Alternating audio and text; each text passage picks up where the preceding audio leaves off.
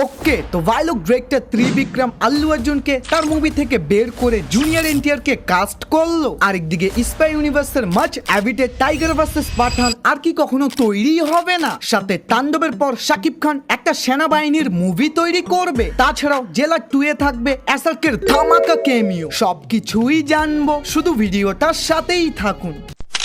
প্রথমেই কথা বলি শাকিব খানের আর্মি মুভিটা নিয়ে। ভাই হঠাৎ করে আজকে সকাল থেকে একটা রিউমার আসতেছে যে শাকিব খান এই প্রথমবার কোন সেনাবাহিনীর রোলে অভিনয় করবে, যেই সিনেমাটার পরিচালক হলো শাকিব ফাহাদ। বাট ইন্টারেস্টিং বিষয় হলো তিনি আজ পর্যন্ত কোনো মুভি তো দূরের কথা, নাটক বা ওয়েব সিরিজও তৈরি করেনি। সিনেমাটা রিলিজের প্ল্যানিং করা হচ্ছে এই বছরের একদম শেষে বা সামনের বছরের শুরুতেই। কিন্তু আমি একটা জিনিস দেখে খুবই খুশি হয়েছি যে আফটার লং টাইম বাংলাদেশ কোন মুভি ঈদ ছাড়া মুক্তি পাবে। ইয়েস, আপনি একদম ঠিকই শুনেছেন। বর্তমান এটার প্রি প্রোডাকশনের উপরে কাজ চলতেছে, তবে শুটিং খুব তাড়াতাড়ি চালু করা হবে। মানে ভাই মেগাস্টার এই লোকটাকে নিয়ে আর কি বলবো, যেটা বাংলাতে কখনোই হয়নি ওটা তিনি বারবার ট্রাই করতেছে। এন্ড এক্স্যাক্টলি এটাই তো ইয়াং অডিয়েন্স চায়।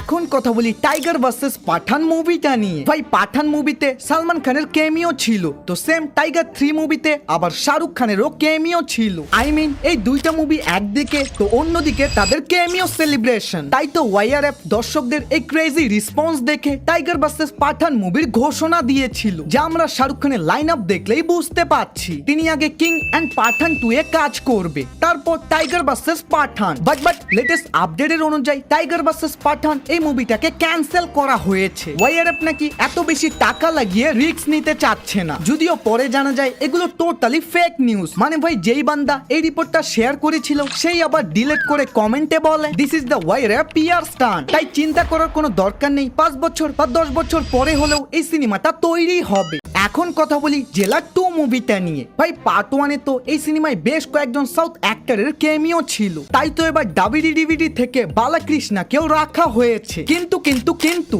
নেলসন এখানেই থামেনি, তিনি বলিউডের কিং খানকেও এই সিনেমায় একটা ক্যামিও দেওয়ার জন্য রিকোয়েস্ট করেছে। আই নো আপনাদের কি মনে আছে সেম সুপারস্টারেরই কুলি মুভির জন্য লোকেশও শাহরুখ খানকে একটা ক্যামিও দেওয়ার জন্য অ্যাপ্রোচ করেছিল, যা তিনি রিজেক্ট করে দেন। দেন তার বদলে আমির খানকে নেওয়া হয়। তাই এবারও যে তিনি রিজেক্ট করবে না এর কোনো গ্যারান্টি নেই।